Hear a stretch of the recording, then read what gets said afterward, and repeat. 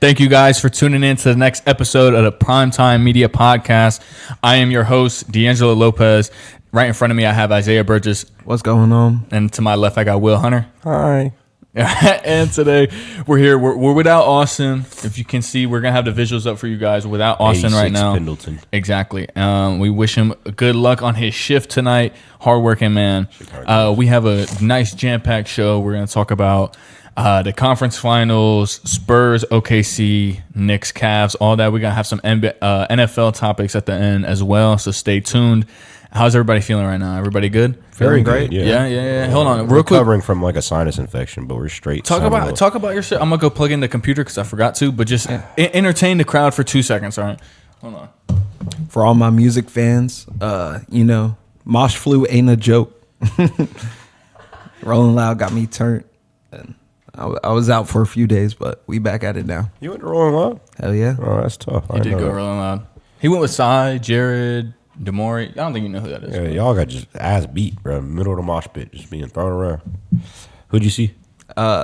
Favorite artist. Okay, like favorite that you artist. saw. Honestly, like, it was either Ken or Don Toliver. I was hella close to Ken. Like, I was like right up at barricade. Do you know who he is? I was about to say, I don't know. Ken Carson. Ken Carson. Okay. I know his name, but I was Ken. I don't know you're my. straight. Yeah. Like you thought Kendrick Lamar. Something like that. Honestly, I thought just Ken was an artist. That's hilarious. We But got Unk in the building. yeah, no, for real. Unk, yes, 25-year-old Unk. Yeah, that's old as shit, bro. Michael Penix out here. Yeah, to jump straight into it though. All right, we're gonna talk about. Let's start off with the Spurs and OKC. Honestly, I think that's the more entertaining series. That's the most anticipated of the whole playoffs. It's currently 1-1 as they play again tomorrow, but they played yesterday as well. Yesterday, we're recording this on Thursday, May 21st. So yesterday on Wednesday, Thunder 122 to 113. Before we get into game 2, we just have to give a round of applause for Wembanyama on game 1 because he went absolutely stupid. Berserk. Which one is this? I think it's There we go. He went absolutely stupid. He dropped 40, 24 rebounds. Little boy in their entire squad. Just have to give them credit. Without De'Aaron Fox as well. But now to jump forward into game 2, I think we saw ultimately like it was a must-win game for OKC at the end of the day. You can't drop 2 at home. I don't know what the stats are, but when you lose 2 at home and you're the 1 seed, basically, I wonder what the stats are, but I feel like most of the time they don't win. So it's just a lot of urgency throughout the game. Like the Spurs were down by 10, then they cut the lead to like 3, and then OKC would kind of get it back to 10, they cut it back to 3. Like it was just super close. Eventually, they pulled away. They pulled away a little bit. Yeah, SGA down the stretch was. He was getting locked up. Let's be honest. He was getting locked up for a lot of the game, a lot of the foul baiting and everything like that. But down the stretch of the game, he really found his shot. He got comfortable with it. I think my biggest takeaway was they were fine without De'Aaron Fox. But when Dylan Harper went out of the game with, I can't remember the injury off the top of my head right now. If you could look it up. Yeah. But he went down, and then I don't know if you've seen, but he was gonna come back. Yeah, he tried. And someone told him to sit out. It was one of those things because if you get hurt, if you go to the locker room, you can't come back. You have to shoot your free throws. So that was what it was. But once they lost Dylan Harper, then it's like, okay, now you're feeling the loss of Fox because there's not that lead guard to kind of like take the pressure off Wemby. Castle was turning the ball over a good bit. He didn't play like terribly, but you could just tell like that's not his role to be like he's not there yet. He could be that, but at a certain point, he's got to work on that. Exactly. That's why you have that spot before. So exactly. It's hard to step up, especially in the playoffs when you're playing the 1 seed. I mean, it's hard to step up on the road too. Yeah, It just now it was like shit. No Fox, no Harper. Now it's like we need Castle to. You're down to Castle, Vassell, Wemby. Yeah, exactly. Vassell hit some real tough threes at one point too, and it was just an entertaining game. Shout out to Caruso, which like obviously in game 1 he had like the crazy box score of like 30 and everything like that. He didn't have as much of a points impact, but I felt like he was still playing very well. Chet showed up. He had a big third quarter. He had multiple like buckets and not necessarily transition, but like through contact and everything like that. Obviously this is a very physical series, so it's just gonna go both ways. And Chet was kind of like in that fake demon role, like for sure during the game, but you only have four boards. Yeah, that's the main thing is like how does Wemby he just can out rebound their entire team by himself? They have 2 7-footers and it does not matter. No, Wemby's snagging everything, bro. Wemby had 17 rebounds and Chet had 4. And then if you're getting outboarded by your guard, Jared McCain had 6 boards. So and then SGA had 4. So if you aren't getting the boards that you need against Wembanyama, you're not gonna shine. So Hartenstein had 13 also. He played good minutes. I don't know if you saw the post interview they had with Shea, and the lady was like, "Oh, we had, I can't remember the reporter's name, but basically it was we saw a different game plan. You guys had Isaiah Hartenstein on him. What was the adjustment like?" And Shea was like, "Probably not good enough, to be honest." And then he kind of caught himself and he was like, "Nah, he played good, whatever." I think that was just the real emotion in the game. Yeah, I don't know if you've seen Hartenstein's mixtape, and there was a lot of fouls, but yeah. I don't know. We all know OKC has the they have the go-to whistle, if we're being for real. A lot of missed calls and a lot of forced calls. You know what I mean? Yeah. Their whole team is trained to flop. I'm sure. They practice flopping, dude. No bullshit. And they play a little dirty. Yeah, a little bit. There was, it's just a physical series, so it's hard to kind of determine what's dirty, what's not, because they're letting things go. So at the end of the day, if we're playing against each other, if you're playing physical and they're not calling it, I got to play physical back, or else you're just going to out-muscle me, and we're going to lose off that. Yeah. Exactly, we're going to lose off that. So then now it's okay, they kind of push the limits. So if you're not going to call X, Y, and Z, then I'm about to do the same thing to you, to be honest.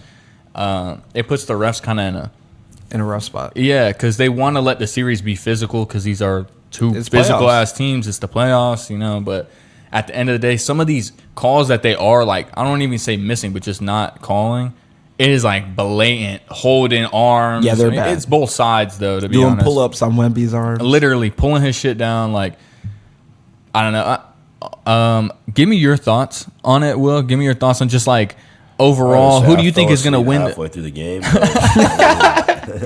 it was a long day, bro. Goofball.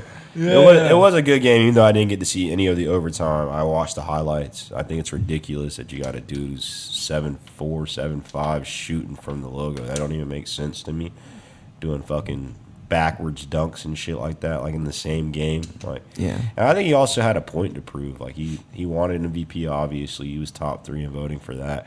And he also doesn't like Chet. I don't feel like he particularly likes Shea either. Maybe that's just out of kind of he's envious of him, but it's also, I don't know, he plays on the same. He's buddies with Chet. I think it's I don't understand his beef with Chet either, for real. So I can break it down from young. Yeah, so but it's Chet doesn't really care too much. It's really.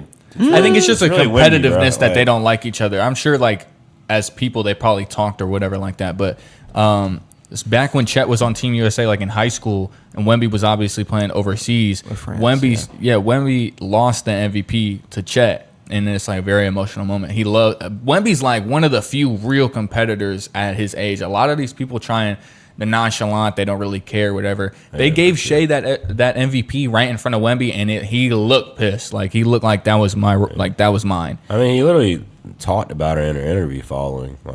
They asked him if he was kind of upset or if he had any type of feelings towards it, and he was yeah, all that.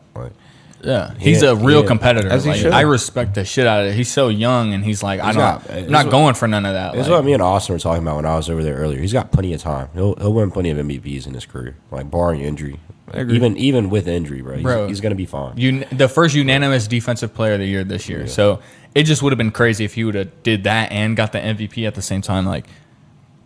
Crazy. See, obviously we've never seen anything like that. I'm not gonna lie. While I was watching that game of here, move the mouse a little bit. It should be still recording, but while we were click on it. Little technical difficulties over here. It's all good. Yeah, there we go. It's still recording. Okay, cool. I don't know what just happened, but Anyways, while I was watching Game 1, in my mind, I'm like, this is one of the greatest basketball games I've ever watched. The only thing it was missing was like the elimination factor of like, you know, somebody's got to go home after. Yeah. That was the only part about it that was missing, but that shit was insane. And I'm watching like Wemby's performance. That was like one of the best performances I've ever seen in the playoffs. Oh man, I mean, bro, team on his back too. Everything, like, yeah. There was people helping out at the end of the day, but like, bro, team on his back for real. And it just ultimately like, it's just a different level of like you can go for that. You know you can do whatever you need and rely on Wemby for down the stretch moments like that. And you know it's very cool to see a young player doing that at the end of the day. So I think. Do you have any other things right now? No, I'm honestly very happy with how Stephon Castle has stepped up too. I mean, he's looked very, very nice. Mm-hmm. He had that dunk on Hartenstein too. That was one of the most powerful yams I've ever seen. Keep going. That was definitely no, for sure. I was about to bring that up too. Like, I mean, that's something that's to set the tone. You know what I mean? You gotta. He's one to set the tone early. Show. Hey, look, we're here for a reason. In your building. We took game 1. Like, don't get it twisted. Like, we're not here to be messed with. And I think what that shows is like we're not just satisfied with taking game 1. Like, right in that moment, it's like, bro, this is game 2. Like, we're trying to like, and that's how they played, honestly. And who knows what happens if they had Fox or if Harper doesn't get hurt and they had that like other go-to guy. Right. But I very much enjoyed this series. I think it's living up to all the hype. There's so much intensity because obviously during the regular season, those games were very close, very competitive. And for the most part, I think they played 4 games. I think for 3 of those games, they was like fully healthy. So you got to see what these teams would kind of be like. But this is just a whole nother level, obviously, in the playoffs. It's so hard to make a prediction. I think before the series started, I would have said Spurs. And I think I'd still go with Spurs in 7 out of respect of OKC. Oh, for sure. Like, I think it's going to be a 7-game series. 6 games, 7 games. Yeah. For sure. I think it's going to be the Spurs ultimately. Like, I'm not going to fault anybody for saying, like, OKC is going to win or whatever. They're the champs. Cool. They have the respect, obviously. Yeah. Like, up until game 1, they hadn't lost a game in the playoffs. So, no, for sure. I would say Spurs in 7. But, you know. I might go Spurs in 7 also. I mean, we've seen in the regular season that, hey, look, Spurs, they're going to take your belt. Yeah. Like, Spurs are the people to oppose the Thunder. Like, if I was the Thunder, but before the playoffs started, I'm hoping, like, the Spurs, we don't see the Spurs. Yeah, low-key. Like, I think as a competitor, they're kind of like, the narrative is that the Spurs are the team that can put them up. But that's definitely the squad that they, like, you know you're going to have to see them at one point. It's a good defensive matchup. Exactly. Literally. And if you really think about it, like, Wemby is a 7'5" demon, like 7'5" demon, and then a bunch of, like, switchable guards, like switchable wings. So they're able to – that's kind of how OKC is whenever they only have one big out there. It's kind of like a big and a bunch of switchable wings, guards. So and they also have switchable – bigs. I mean, like, yeah, Chet can move. That's why he's not getting a whole lot of rebounds. You can run Chet as big, Hartenstein off the bench. Like, OKC has a very flexible lineup. Same thing, honestly. Like, it's just like it's hard because you can't really game plan around OKC that much because of how flexible their lineup is. You know what I mean? It's not like a Chet's not as physical, bro. Like, it's kind of and that's gonna be one of the problems that they face in this series. I feel like for sure. I think a big part of it is he's not nearly as physical, and that's why he's not getting all those rebounds because he's going to be better as a roamer. Like you put him on, he's a stretch. Yeah, you put him on one of the worst shooters so that he can kind of like play a free safety role in a way of like, you know, he can help off, and then the other guards can rotate. You know, based off, you know, like ball movement and everything like that. So he's not getting a lot of rebounds. And I probably think that is the smartest thing. Now, if they switch it up and it works, okay. But you got to be able to have I'd somebody keep Hartenstein on Wemby. Yeah, I'd keep him on. I was about to say, you have to have somebody who's going to match his physicality. Like, Wemby's going to do what he wants to do, and you literally have to stop him. You have to be. I mean, a bigger Wemby man takes to get in front of off. him. He takes off like a third of the court while he's there. You know what I mean? Like you can't. That whole. It's there's 3 levels. You get the inside, you get the mid range, you get the 3. Mm-hmm. If Wemby's in the paint, forget about Taking that out, yeah. Forget about it. You can't do that. There was a point where That's what a problem with Wemby, bro. Like you could have like the solution in the paint, it still doesn't matter. He's gonna score regardless. Like, SGA is one of the best finishers for a guard we've ever seen ever, by the numbers, by eye test, everything like that. And he's struggling big time because of Wemby. He's got to do his mid range, which is Dude's cool. I mean, literally he's still dropping 30. Yeah, he's still doing MVP Odelling things. shit out of people's hands. Bro. Yes, literally just smacking shit. And there was a point where the fun to Spurs went watch, into the zone. Oh, yeah. They went into a zone, and they were OKC was ready for it in game 2, and they rattled off a bunch of quick buckets, like a Chet lob, Caruso floater, and quickly they had to get out of it. So it's OKC adjusted, and now it's time game 3 in San Antonio. It's time. We'll see what happens. And San Antonio's it's a nice hometown. It's a good home court advantage. Yeah, they love. I mean, the roots are there from when they had Tim Duncan, even before Kawhi. that. David. Even when they had David Robinson, but exactly in the '90s, like they love basketball. They love sports in Texas in general. So I think that's a huge factor to it. Spurs fans are so passionate. They're coordinated. Like what series? Oh, the Portland series when they had their city jerseys. Yeah, and they had the association jerseys, I think it is, and they had like the blue, the pink, the abstract. You know what I mean? Yeah, that's one of the best. Coordination was beautiful, and that absolutely played into the role of the home court advantage. So you love to see things like that where the hometown comes for your team and they show support, and that it riles them up. Some teams really don't have as much of a home court advantage. Their fans they're not like a basketball city. So literally like Portland, it is what it is. They got the Seahawks and they have the Mariners, whatever. They're not as much of a basketball city. Yeah. Like when they're good, okay, they're gonna show up and they're gonna be loud, but it's just not the same. It's not the same. Some of these big marquee basketball cities. Right. But anyway, so go to the Cavs-Knicks series. So the Cavs are down 0-1. They play tonight, and on Tuesday they lost 115-104. And the storyline in overtime is the Cavs going absolutely cold. They were up by 22 with about 7.5 minutes left in the third, right? In the fourth, right? Oh, in the fourth. They were up with 7.5 minutes left by 22, and they just started hunting. They were looking for a Harden.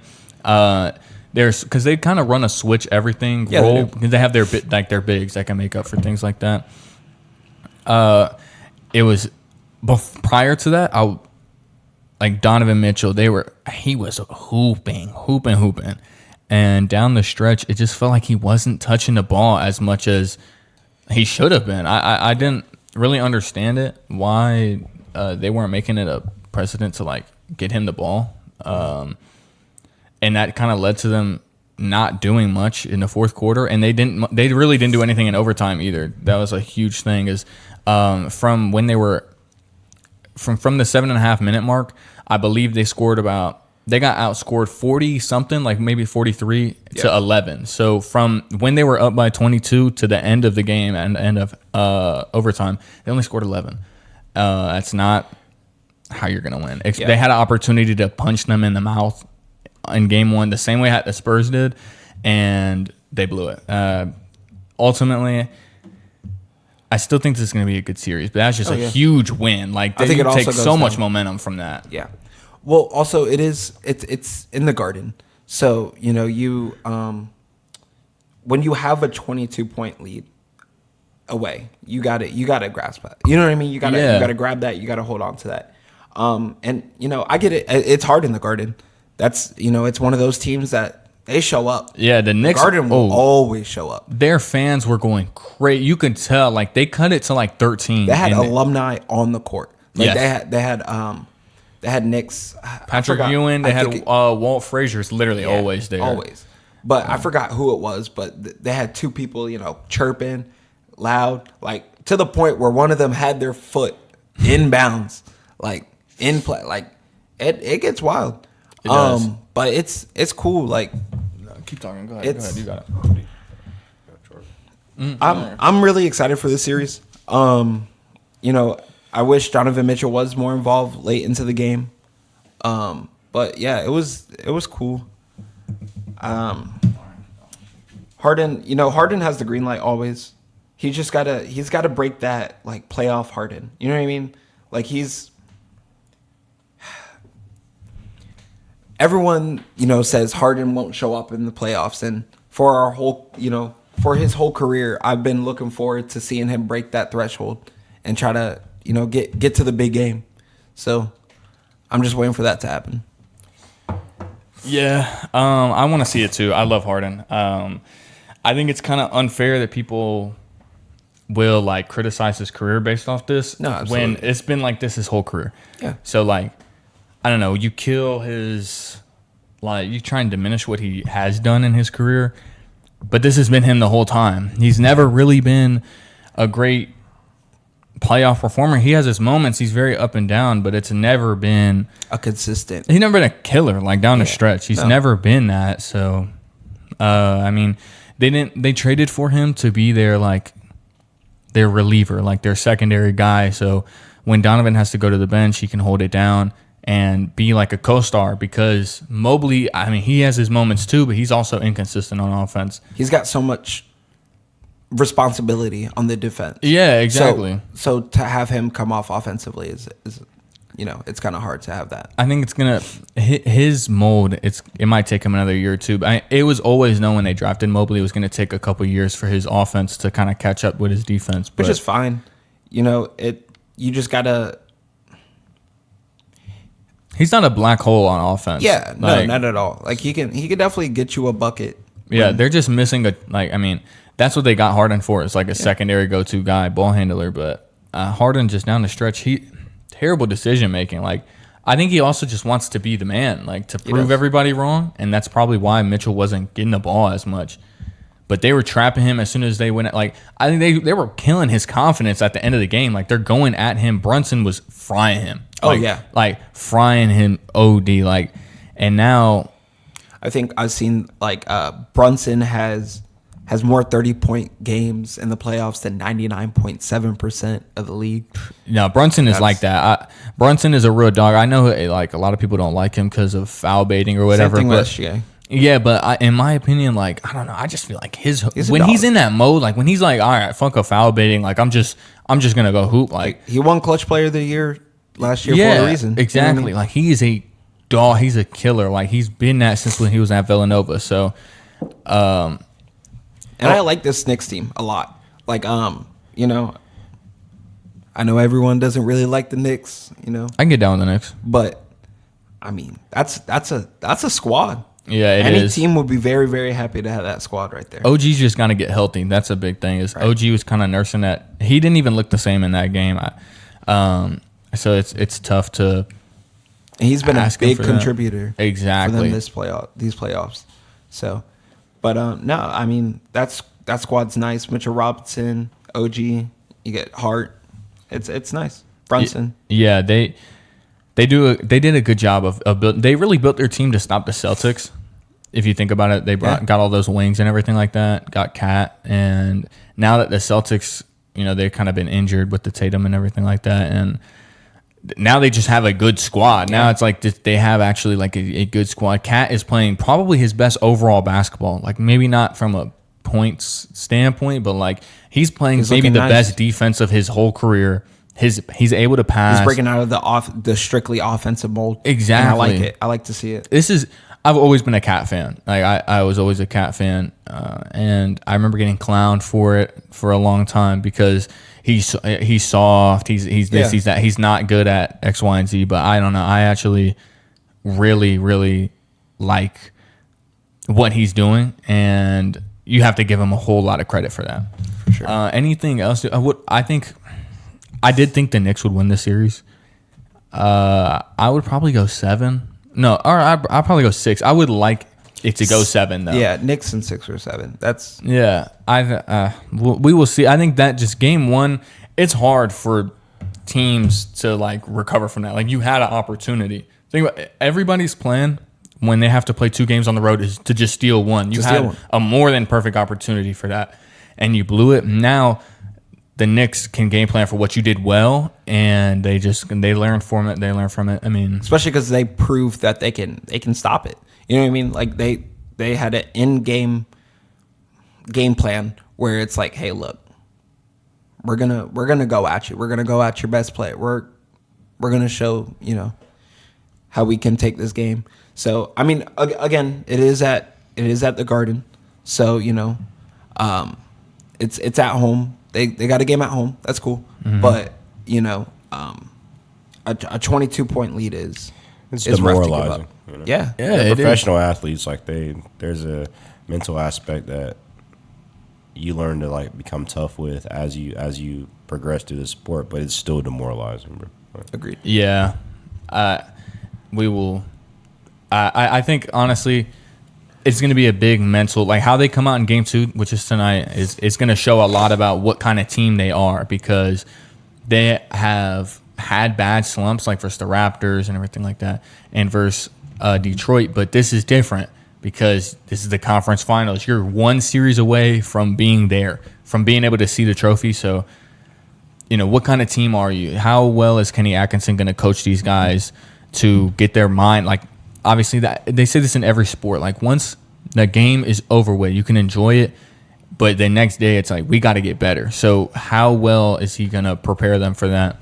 He's shown the ability to have them bounce back, but now it's different. Like, the further you go into playoffs, you're not just bouncing back versus, another team. Like, this is the Knicks. This is conference finals play. This is a huge moment for Cleveland in general. If they can get to the finals first time since the LeBron era, obviously this is the farthest they've gone without LeBron. So it'll be huge. I think that the winner of the playoffs of the whole finals is going to be a team from the West, but still, Yeah. Anybody else have anything before we get to like some NFL content? No. Good. All right, and we'll also talk NBA draft too. We just definitely want to have Austin for that. Austin is the college basketball bookie. He encyclopedia, and this dude knows everything. So he's really in tune with his college sports. Yeah, exactly. All college sports, but basketball too. Like we need him for that. So stay tuned. We'll definitely have that. Maybe during the finals, we'll probably do that because there's only one series to talk about. So then we'll talk that. Maybe do some mock drafts because the lottery is completely out now. So, let's get into some. Talk about Debanza and. Oh, I know. We will see. The top 4 is just super interesting in general. Very, teams jumping up and everything, but we'll save that for you guys. For sure. Now to get into some NFL content, we're gonna do mainly just a lot. Obviously, this is the off season, so we're not going to. We're gonna have a lot of content out for you guys, and it's gonna be very structured in terms of how we're gonna do things, but. Right now, we're just going to talk just regular ball, do some NFL rankings, things like that. You want to break it up or you just do it all in one? Yeah, we could do it all in one because this is only, we're only like a little less than half an hour. Charger? You have a charger? Say less.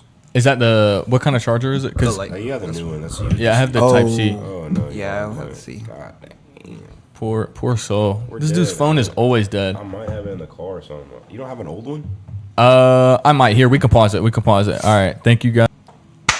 All right. Thank you guys so much for our little intermission right now. We're going to continue talking about it into the NFL portion of the podcast. Once again, I am your host, D'Angelo Lopez. In front of me, Isaiah Burgess. Yo. I got Will Hunter to my left. 3-man weaving today. Same still. We wishing Austin good luck on his overnight. Have fun. And he will definitely be here on the next podcast. So, we're going to do a lot of like just King of the Hills games, Would You Rathers, X, Y, and Z right now. Get into some random shit. Yeah, exactly. It's the off fun season. Content. Exactly. It's the off season. We're going to have fun with it. Less serious, Exactly. Because we're all just a bunch of unserious human beings here. So, absolutely. We're gonna go crazy and introduce a lot of content for you guys. Before we get into it, is there anything specific you want to talk about right now? I know that. You're a big Falcons fan. You have anything to get off your chest as a Falcons fan? Off my chest is crazy. I think there's some interesting stuff going on, obviously. with the quarterback room. I'm just trying to figure out where Penix stands after that partial ACL tear. Yeah, he's looking good. He's participating in 7-on-7 right now, which is, he's not getting touched by anybody, but he's doing dropbacks and stuff like that. He's able to plant on that left knee, which is important. But I don't know. It's just going to be who starts the season. Tua is probably going to run most of training camp, I imagine, as far as the in-pad periods where, you're not going to be sacking your quarterback, but he's going to be touched. He might have people fall on him at times, things like that. I feel like they're going to keep Penix as unscathed and healthy going into the season as possible. I still view him as a legitimate starter for us. You think he'll win the job? Yeah, I do. But in camp? I do, but we'll see what happens. I feel like even if he wins the job in camp, he's probably not starting the season. Tua is going to have to be there for the first, 3-4 games, something like that. And to be honest, I don't think there's much he could do in those 3 or 4 games to I don't know, bro. Tua in a dome in the beginning of the season, that's normally when he plays pretty good. So yeah. If you're gonna get good Tua, that would be the time to get good Tua. To be honest, again, that's what I'm saying. I think it doesn't really matter if he plays well. We're gonna figure out what we're doing with Penix. I don't think we have any interest in re-signing Tua to a long-term deal. That is a. I think if he plays really, really, really well, I think if he. If he takes us to the NFC Championship, maybe, bro. What if he'll make the playoff? What if he start? Well, Tua's not getting a $40 million a year contract unless he does something extremely significant. Hypothetically, though, let's say it's reverse, where Penix wins the job and he fucks it up or whatever, and Tua's in there for the last 10 games, right? And y'all go on a nice winning streak. Y'all win the division. And y'all don't necessarily cool little 6-game winning streak. What if y'all even? I'm not even going to project y'all to win a playoff game. Hypothetically, if you do, you'd host one. You even get into the playoffs. The conversation could be had. You'd host a playoff game. What if he just y'all won? He doesn't play overly amazing. He does his job. He game manages in the playoffs. Y'all rely on Bijan defense. Y'all win, and then y'all lose in round 2. I feel like we've seen Tua's ceiling, and it's just not enough, bro. Not for a young budding. He led the league in passing yards. I think that was his ceiling. Yeah, that was a couple years ago. But his play style is his ceiling, bro. He's only so good at certain things. He's mobile, but not mobile enough to really be able to be what you want, especially in an RPO heavy, a run heavy offense, bro. I don't know. I don't think he's a great fit for us. I think right now he's a good fit for this season. We need somebody who can distribute the ball and get it to playmakers, which we have a lot of right now. But in the future, we need somebody who's going to be able to carry the offense in times where, Bijan's locked up, Drake's locked up. The quarterback has to be able to improvise and be able to do something special. That's what makes a franchise guy. You got to be able to do something special. I feel like Tua lacks special moments. Yeah, he does. Tua's a game manager. For that's sure. What he is. He's the ultimate point guard. He's a Brock Purdy. In a way. He's like a way worse Brock Purdy. Yeah. but I think it's interesting. We will see. All right. Let's run this conference. Shout out to the Falcons. Hopefully everybody recovers pretty quickly. Yeah. Because when is it again? I think it's October when the Bears come down here. I want to see y'all healthy. I think it is. I want to see. We'll be at that game. Healthy. We'll be at that game. We will definitely be at that game. Yeah, it's gonna be. We will definitely. It might be we got some money on that. I would date down. We record that. You might have to vlog that. That would be so tough. And that'd be good content. That actually would be amazing content. Great idea. We'll do that. 100%. All right. So my first little game is going to be NFL King of the Hill. So what I mean by King of the Hill is since I'm hosting, I'm gonna put like a little bit of my input in, but don't take my opinions into y'all's discussion. It's like you're asking the question kind of deal. Exactly. So I'm going to just propose the question. So we're going to do running back room edition. So basically I'm going to give you 2 teams. You pick one. The one that you pick is going to move on, and we'll see who's the winner. Does that sound pretty simple? You understand that, Will? Are we doing these individually or together?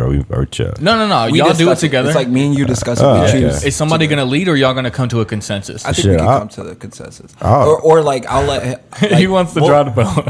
I don't know. We'll talk. We'll figure it out. Yeah, that's what I was going to say. All right. So it's like, we'll get into it. All right. So first name up for NFL King of the Hill edition, we have the Arizona Cardinals room with Jeremiah Love, Tyler Algier versus the New England Patriots. So that's Travion Henderson, Ramondre. Cardinals easy. Cardinals easy. For me, yeah. I think it's a little closer than that. But Travion Henderson has had a good season. Right, you got Jeremiah Love, who's projected to be a generational talent. I mean, that word's thrown around a lot, but But to be very fair, good player. he hasn't played a snap, drafted very high. It's kind of hard to tell. Interesting. But I would go Cardinals. I'm excited for Jeremiah Love. I mean, Okay. go back to the last episode. last NFL pod. That was Now, if we that went was my guy coming into like productivity, like if we're looking at O-line discrepancies. I'm just saying, like, who do you think is gonna Yeah, like? I Who think would you that's a take? better room. Who would you take? I Not would- even who's okay, gonna have a so better if overall I could season. put we have that the on a- same O line, I would take Jeremiah Love and Algier. Yeah. over For sure. over the Patriots. But I don't like their situation as much as I like Travion Henderson's. So who are you guys picking? To be clear, Cardinals. Cardinals. Okay, Cardinals move on. Then we go Chicago Bears. DeAndre Swift, Kyle Monangai. Cardinals. I would also go Cardinals. Yeah, sorry, buddy. No, it's okay. They're just good players. They're not game changers. Yeah. It is what it is. Now we'll get into some more like interesting. Okay. L.A. Rams. So that's Kyron Williams. That's Blake Corum. Yeah. I'm taking the Rams. Kyron Williams is the guy who gives you a touchdown every game. I'm taking Cardinals still. And you got to throw in the fact that Cardinals also have James Conner, and that's another guy who's going to get you a touchdown every It's game. overall just running back room. So Yeah, I'm still going coming off an Cardinals, bro. injury. I'm not going to lie. You Nah, I'll let you drive the boat. We can go Cardinals, but personally, I would go Rams. So he's getting this pick. Okay, so we're Cardinals, going. I'm viewing it as like a Rams running back room is top heavy. Like Cardinals are pretty good depth throughout. They actually do have really good depth. Yeah, That's fair. I really. That's like why I watching said them. we can go Cardinals. All right, so then we have the New Orleans Saints, Travis Etienne, and Alvin Kamara. That's where we get a little interesting. My thing about them Talk is, about it, Falcons fan. Talk about it. My thing about them is like they're like the same player, dude. Like I don't like you have two guys who are known for their ability to catch out the backfield, who are known for their contact balance and for speed. Travis just had his best rushing year probably in the NFL. Maybe besides. Probably But I think go I'm Saints. I'm still leaning Cardinals, but I like the I don't Saints. think I could. I couldn't. I feel like Kamara's coming off My one of thing his is- worst years ever. The last 2 years have been some Yeah, of his, but some of his least even then, productive. like a Kamara down year isn't that. That's still a good year. He's Like that's a productive. running back you would want. He's still. productive. It's not what he once was. He's definitely an RB2 at this point. But Yeah. I think But that's it's, a good RB too. Dude's never had a 1,000-yard season rushing. Okay, but he puts up. I don't know if that's true, but He's had a he catch, definitely No, he hasn't. definitely puts Not up rushing, but it's like, also all all purpose, purpose. yes. If we're doing all purpose, I For mean, sure, running but- backs aren't just I mean, yeah, obviously you want. But you're a running back, like But- you know. But also, why would you not want to? Why would you not want to receive? But I'm thinking of Jeremiah Love can catch out the backfield, right? And then you have Algier, who's a sheer bruiser. I'm saying personally, for me, if I had to take the two, you're also getting more juice and youth and power if you go Cardinals. Explosiveness. Like you're getting just Hey, you're driving the boat. You're good. Well, Cardinals. So we're bro. going We're Cardinals. Cardinals. All right. They have no reason for them to have this good of a running back room. By the way, that's the best. That's their best position group on their team. Yeah. Okay, so next we go Miami Dolphins. That's Devon Achane, Jalen Wright, Ollie Gordon. All right, it stops here. I'm not gonna lie. I'm not letting it. Achane himself is clearing. Achane does clear their entire running back room, to be Achane fair. himself Jalen Wright is a clears. good backup. Ollie Gordon is fine. He's all right. I cannot let you get the Cardinals here. I'm not gonna lie. He wants to go Cards I'm, so bad. I'm being so serious, bro. As far as like, well, I'll let you get this one, but I'll still argue my point. That's between y'all, like I said. Achan gets hurt, that running back, that room disappears, bro. Like that's no longer an aspect of your team that you can lean on or rely I on. guess, and but, like- he's also injury prone. Like he's a commonly injured dude. I'd still go it. I also like Still Achan. Dolphins. He has a bunch of big chunk explosive plays. He is not a dude who puts his head down between the tackles and just goes and gets you those tough yards. He's good for that his rushing can do it, though. He can, but his rushing numbers are inflated because every game he has a 30-40 yard rush. That's because not inflated. He's fighting for those 30. Yeah, 40 he breaks yards. tackles. He's not like a soft running back. Yeah. He actually breaks He's got tackles. balance. his highlight reel is not him breaking tackles; it's him running past people because But he could do all of it though. I mean, mean, if like, you got Achane is breakaway a really I good love him. running back. I love him as a back, but as far as like, I would rather Jeremiah Love than Devon Achane, and he hasn't even played a snap in the NFL. Crazy. He hasn't even played a That's snap in the a NFL. crazy take. No, I'm taking it. I don't think that's a crazy take, bro. That is. pretty If you're looking at overall ability, like, again, he's never played in the NFL. You don't know. But that's one of the position groups where it translates the easiest from college. That's one of the people who come in as rookies and they're able to perform fair. instantaneously. No, I agree with that. I think his physical skill set is better than Achan's. He's just fast. Nigga runs a 4.2. Like, yeah, you're gonna be able to make some plays, bro. Yeah, but Achan is that's a different. I kind would of speed. disagree, but who are you guys going I said with? we were gonna give it to him. We're gonna go Miami. So you're going with Miami? Yeah, Okay. I gave it to him on that one, but I don't particularly agree. But All right, next team up, the Baltimore Ravens. So that's Derrick Henry, Justice Hill. This is another like top heavy running back room. This is damn near a Derrick Henry or Devon Achane conversation. I'd go Derrick Henry. Ravens. Yeah. Ravens, quick. I mean, he's just like That's I don't know. Derrick Henry. He's been like if we're doing. he's been worrying me for the physical. last few years just because of his age and his size. That's Like, fair, but he looks great. I mean, Yeah, but he looks a little slower. I don't know if Like, you've seen the training camp, but he went down with like a scary hit, got back up a few plays later, and still did his thing. Yeah, So, I mean, it's just that's a something's big boy. got to give eventually. You're 235 pounds going to the ground every play. Something's got to give. But I'm still going Henry. I'm just his age worries me as far as, fair. and I'm really thinking about that from like a fantasy implication standpoint. Like I don't know how I feel about him going into fantasy this year. Oh, that's yeah. not No, I wouldn't everything, take but him too high. that- Like, if we're talking I'm saying fantasy, fantasy HM, because of like but- longevity purposes. Like not. You're thinking of a whole season more so Yeah. like, yeah, okay. Next team up. Wait, who did you guys pick? We're going Ravens. Ravens. Ravens. Okay. Next team up, we got the Philadelphia Eagles. That's Saquon, Tank Bigsby, I take the Eagles.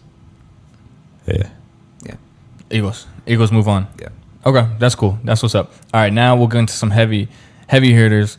Next team, Detroit Lions. That's Jahmyr Gibbs, Isaiah Pacheco. Lions. I would also go Lions. Because it's not. Because it's I don't. not top heavy. It's really You get just. a little It's depth. really just You Gibbs get versus Gibbs. Bijan for me. Like Pacheco isn't a difference maker anymore. I'm sorry. Gibbs versus Okay, Derrick Henry. I'm But saying. Yeah. you also get who are you It's taking? Gibbs versus Saquon, but Or Saquon. I yeah, wouldn't no. say so. Because then you get Tank.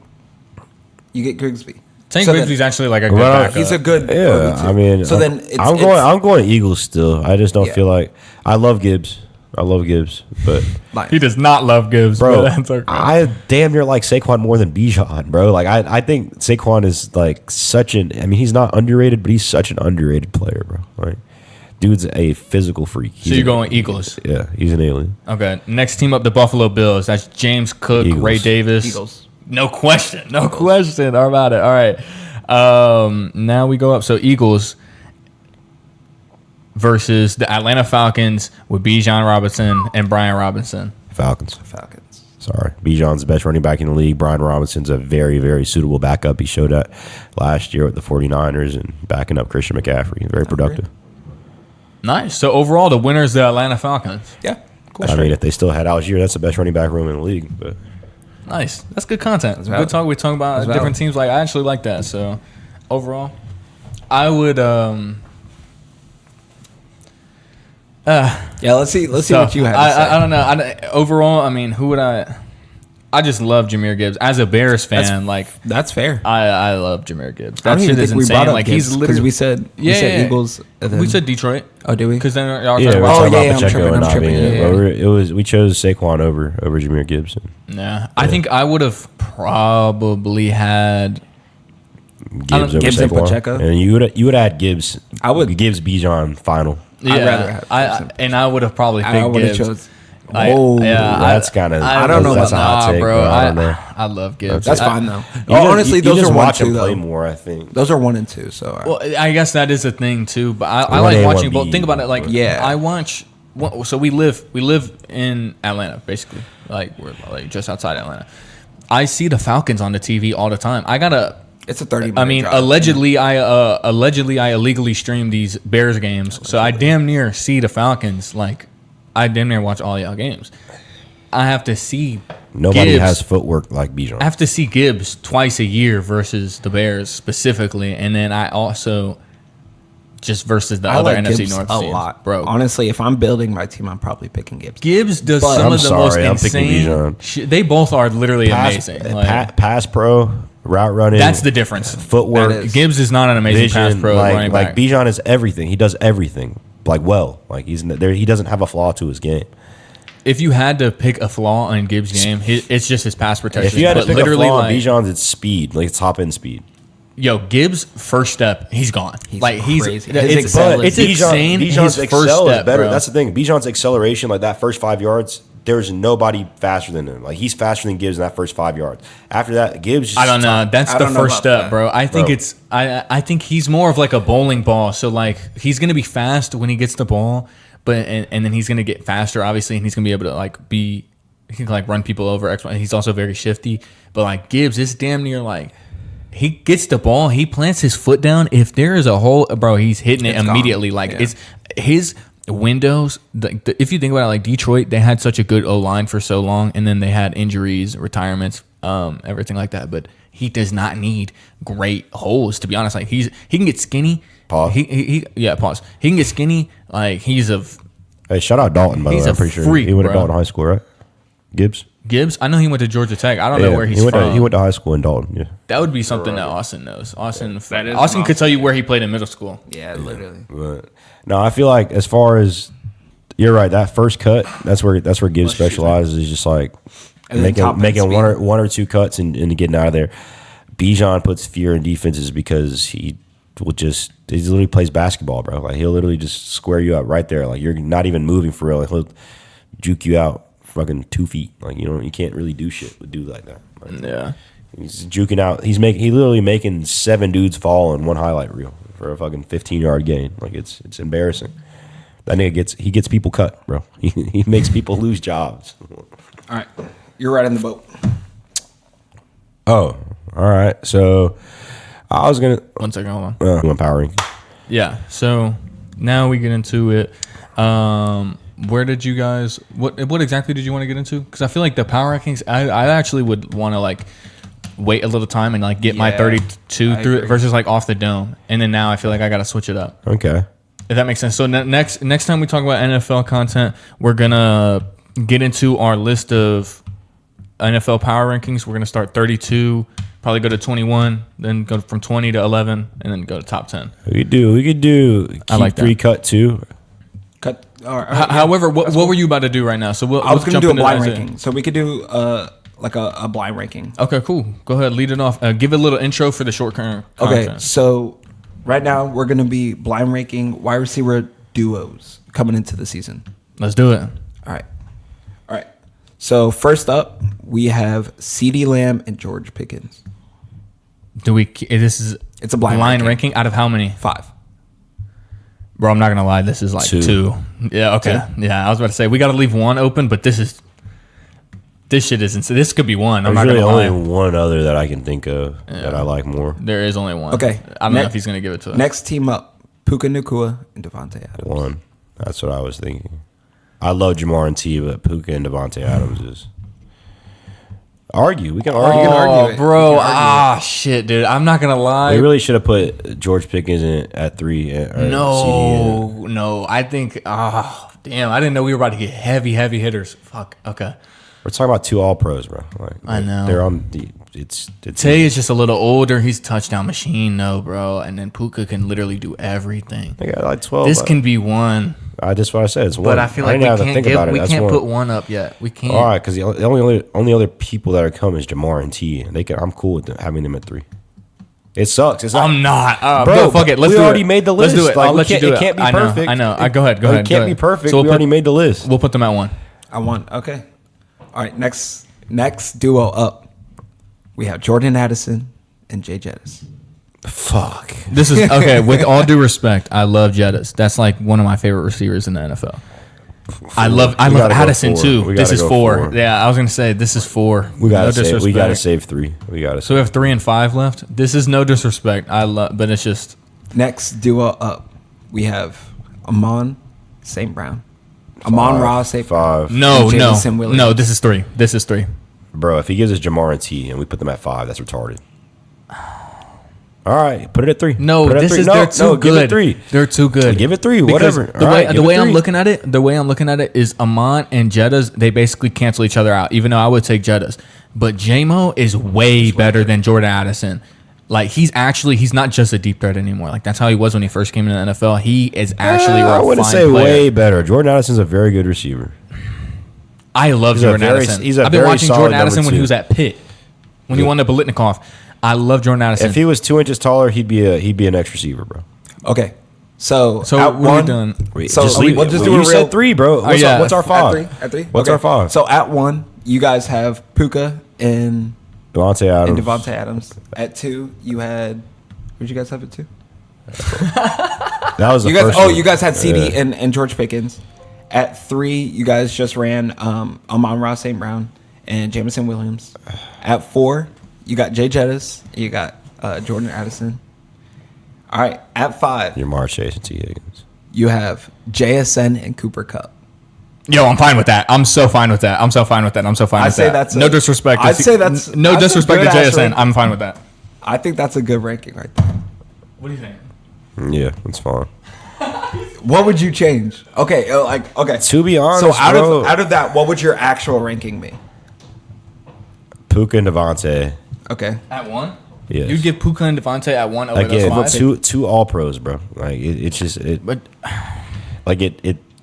I love Tay. Only I know he's only a Packer all, for real. Only but I all love pro Tay. pairing on that list, bro. And you just got to respect it. Like it's a Hall of Famer and a future Hall of Famer if he doesn't keep I'd doing say stupid CD shit. and George Pickens are my 1, but CD and George Pickens. Dude, that is. I'm not gonna lie. 2, I think I would still leave them at 2. CD and Pickens are my 2.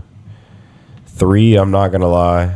People just forget how good CD was. Three like, personally. I mean, fuck, it's just because Cup fell off, bro. But it's just George. They let George Pickens run. Cup the is JSN easily the J- worst J- receiver out of all of the names that we got. agreed. JSN is so nice, bro. But it's hard. Like He has to be 5. At 3, It has to be 5. As a duo, it has to be 5. in my At 3, opinion. I'd put Addison Jettis. 4, I'd put Amon-Ra Jameson. And 5, I'd put Jason Cup. Yeah, if see, I had to make my list. I agree with you. I just flipped the switched 3 and Vikings 4. and Lions. The Lions wide receivers are like Amon-Ra is literally like a perfect slot corner. He blocks his ass off. He's good after the catch.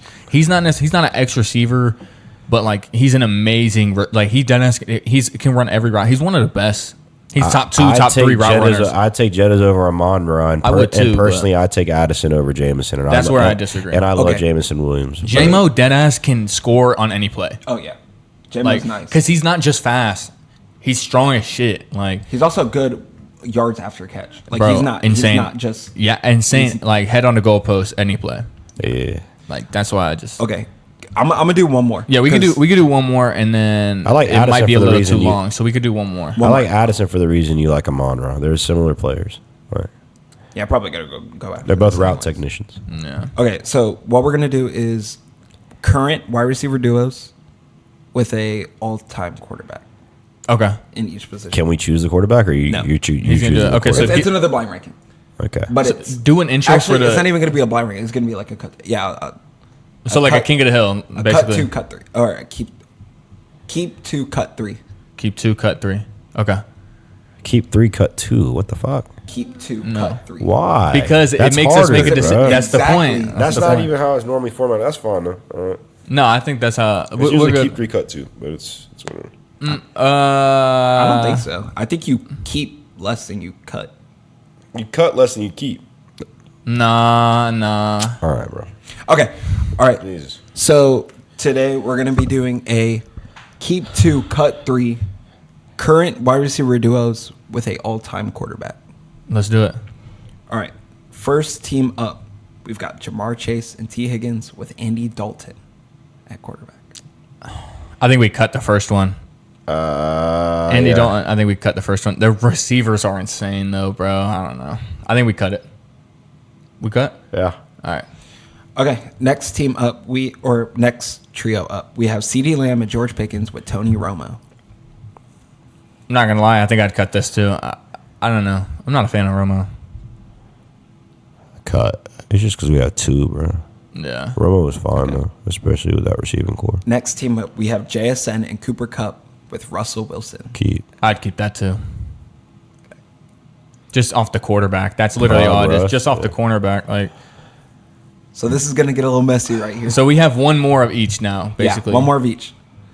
All right, next team up, we have Puka Nacua and Devontae Adams with Kurt Warner at quarterback. We're keeping that. Keep. I'm so fine with keeping that right there. Kurt is Okay, gone. so first you cut Jamar Chase and T. Higgins with Andy Dalton You cut CeeDee Lamb and George Pickens with Tony Romo. You kept JSN and Cooper Kupp with Russell Wilson. And you kept Puka Nacua and Devontae Adams with Kurt Warner. So you are cutting Amon-Ra, St. Brown, and Jameson Williams with Matthew Stafford at quarterback. Fuck. Anyways, that was a damn. We just got to be careful for that last one. I still like what we did, though. I'm not mad at it, but I'd that's probably just take that insane. over. I'd take that over JSN and Russ. I almost gave you guys. That would be the one that I'm not either gonna lie. going to be that, or I was going to give you Tyreek Hill and Jalen Waddle with Dan Marino. Dan Marino. That would have been. I'm not gonna lie. Tough. We had to keep that one. You would have had it. See, I felt like when we cut him, and we damn near put ourselves in a position where we had to keep the Russ one, just because he was by far the best quarterback out of us. Julio and Drake with Matt Ryan.